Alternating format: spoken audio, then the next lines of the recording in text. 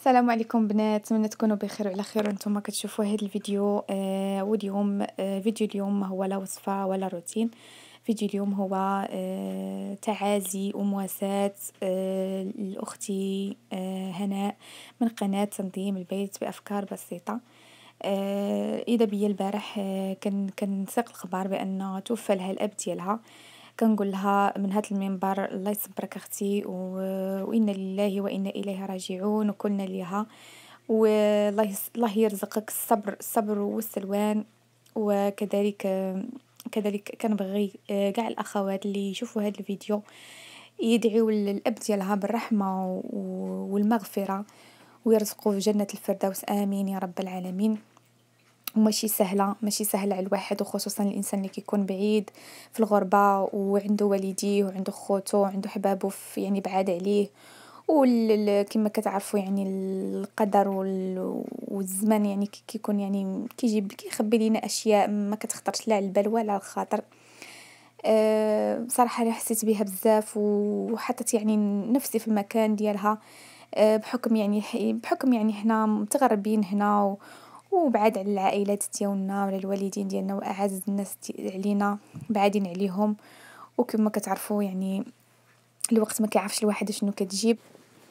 وكنقول لكم البنات من هذا المنبر، كنقول لكم اللي عندها شي والدين تهلا فيهم، وتهلا فيهم ولو باشياء بسيطه، ولو كلمه طيبه، ولو بابتسامه، ولو باشياء بسيطه اللي تفرح قلوبهم، ولو غير بطلب الرضا ديالهم وتسمعوا لهم هضرتهم وديروا داكشي اللي كيقولوا لكم.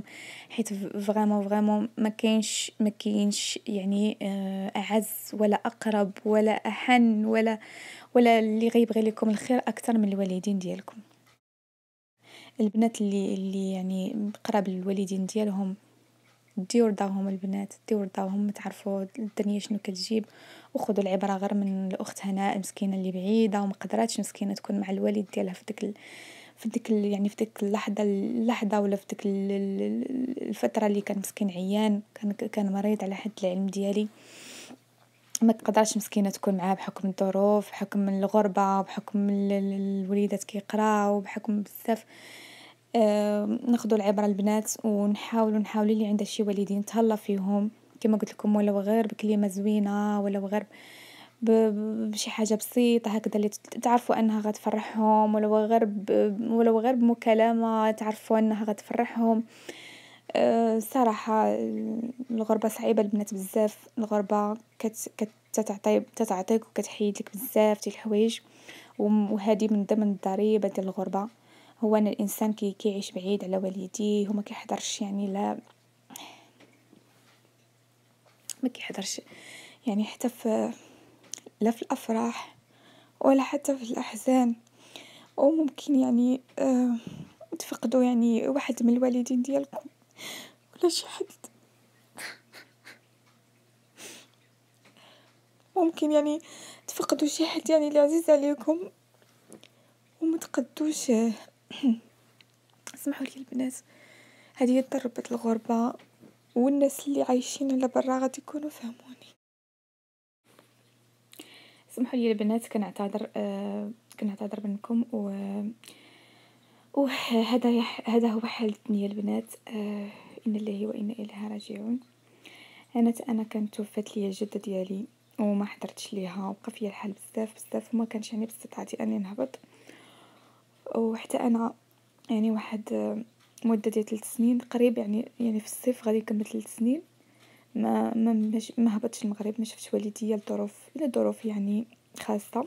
هي الصراحه البنات ما كنعرفوا بحق الوالدين، حتى كنبعدوا عليهم.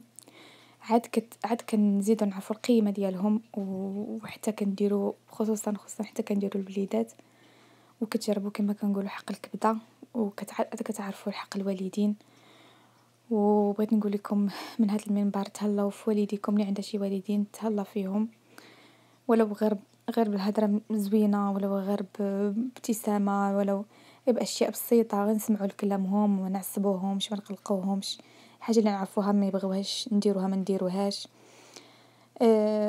صافي حتى هما كيبغيو يشوفوا الابناء ديالهم يعني مزيانين ومرتاحين وكل شيء، يعني الأشياء اللي كيديروا معانا ولاو يتعصبوا علينا ولاو يتقلقوا علينا فهو الصالح ديالنا، ولكن للأسف في ديك الوقيته ما كتكونيش واعية بديك المسألة ديال أننا يعني أي حاجة يعني كيقولوها الوالدين إلا وكتوقفي عليها من بعد، واللي كيدير رضات الوالدين أكيد ما عمر سيدي ربي غادي يخيبو، لأن رضات الوالدين شي حاجة مهمة بزاف، وكما كنقولوا الرابح من الوالدين والخاسر من الوالدين.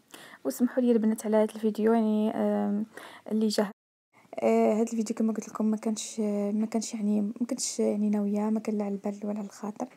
كما قلت لكم انا البارح فاش سقت الخبار سقت الخبار معطله شويه، يعني كان في العشيه وصافي قلت ضروري ما غادي ندير هذا الفيديو ونقدم التعازي ديالي، الاحر التعازي ديالي للاخت هناء، ونقول لها الله يصبرك وإنا لله وإنا إليه راجعون، رزقكم الصبر انتي والعائلة ديالكم، الله يرزقكم الصبر والله يرزق الوالد ديالك الرحمة والمغفرة، واللهم ارزقه الفردوس الأعلى يا رب.